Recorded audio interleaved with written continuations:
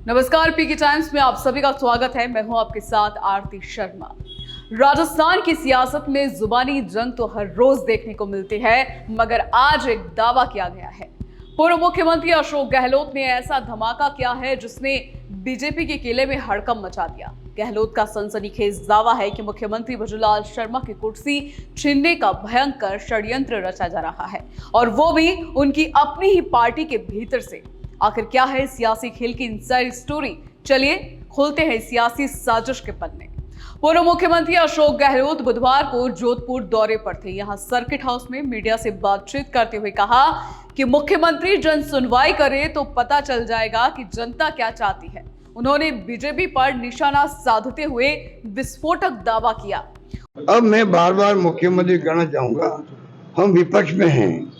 जन भावना जो होती है, ये हमारे पास में जो लोग आगे कहते हैं या मीडिया में कोई खबर आती है, उसके आधार पर हम लोग बात उठाते हैं। वो समझते हैं ये राजनीतिक आलोचनाएं सच्चाई नहीं है। इस भ्रम में रहेंगे मुख्यमंत्री जी तो तकलीफ मुख्यमंत्री जी को होने वाली है। अभी से इनके खिलाफ में इनकी पार्टी के लोग लग चुके हैं, दिल्ली में भी और राजस्थान के अंदर भी। भयंकर षड्यंत्र चल रहा है इनको हटाने का, ये समझ नहीं पा रहे हैं। हम बार बार इनको समझा रहे हैं कि भाई नया एक नौजवान को चांस मिला है, पहली बार एमएलए बने, मुख्यमंत्री बन जाए, कितनी बड़ी बात है। इनको मेंटेन रखे, ये बार बार बदलने का क्या फायदा। तो ये हम तो इनके इंटरेस्ट में बता रहे हैं कि प्रदेश के अंदर जो हालात है बहुत गंभीर हैं। जनता त्रयमम कर रही है। गहलोत का कहना है कि सीएम के खिलाफ इनकी पार्टी के लोग लग चुके हैं, दिल्ली में भी और राजस्थान के अंदर भी। इन्हें हटाने का भयंकर षड्यंत्र चल रहा है, ये समझ नहीं रहे हैं और हम बार बार समझा रहे हैं।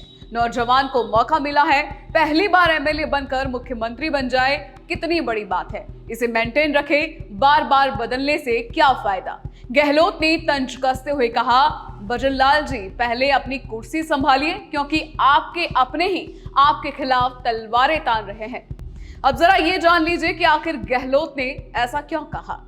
एक बात तो यह भी हो सकती है कि विपक्षी नेता के रूप में उनका मकसद सरकार को बैकफुट पर लाना और जनता का ध्यान उनकी कमियों की ओर खींचना हो सकता है।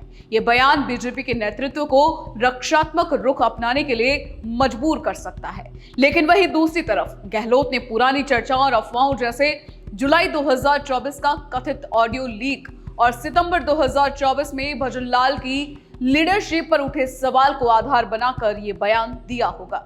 इन संदर्भों का इस्तेमाल करके वे अपनी बात को विश्वसनीयता देने की कोशिश कर रहे होंगे, ताकि जनता और मीडिया में चर्चा तेज हो। ये कोई पहली बार नहीं है जब भजनलाल शर्मा को लेकर ये चर्चा चली हो। पहले भी कई बार बीजेपी के भीतर गुटबाजी की खबरें सामने आई है। हाल ही में बीजेपी के कुछ स्थानीय नेताओं ने कथित तौर पर दिल्ली हाईकमान से मुलाकात की, जिसके बाद ये चर्चा तेज हुई कि भजनलाल की कुर्सी को खतरा है। गहलोत ने इन सभी पुराने अफवाहों को हवा देते हुए कहा, बीजेपी में कुर्सी की जंग कोई नई बात नहीं है। भजनलाल को सीएम बनाया गया, लेकिन अब उनके अपने ही उनकी कुर्सी खींचने में जुटे हैं। गहलोत के इस बयान पर प्रदेश बीजेपी प्रवक्ता ने कहा कि गहलोत जी अपनी हार की बौखलाहट में बेतुके बयान दे रहे हैं। भजनलाल शर्मा मजबूत नेतृत्व दे रहे हैं और हमारी पार्टी एकजुट है। कांग्रेस को अपनी टूटती पार्टी संभालनी चाहिए। सियासी विश्लेषकों का मानना है कि गहलोत का ये बयान बीजेपी के भीतर की कथित दरार को उजागर करने की सधी हुई चाल है। ये कांग्रेस की रणनीति हो सकती है ताकि बीजेपी को कमजोर किया जाए और जनता का ध्यान उनकी सरकार की खामियों से हटाया जाए। लेकिन सवाल यह है कि क्या वाकई भजनलाल शर्मा की कुर्सी खतरे में है या सिर्फ सियासी शोर?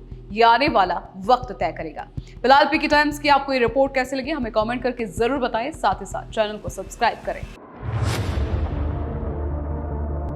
मरुधरा से खुद को जोड़ने के लिए सब्सक्राइब करें और बने रहें पीके टाइम्स के साथ।